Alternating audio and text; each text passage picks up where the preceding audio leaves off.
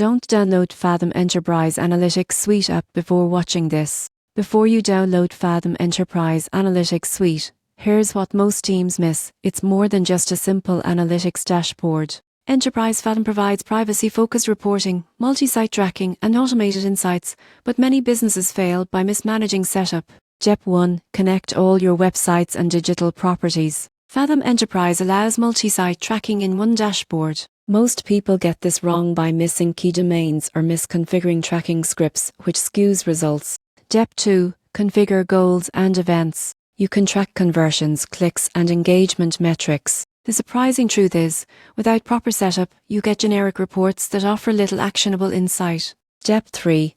Integrate with marketing tools. Fathom works best when connected to CRMs, email platforms, and analytics workflows. Without integration, decision-making is slowed, and insights remain siloed. Step 4. Monitor trends and optimize. Fathom Enterprise provides automated insights for performance trends. Teams that act on these insights improve marketing ROI and audience engagement.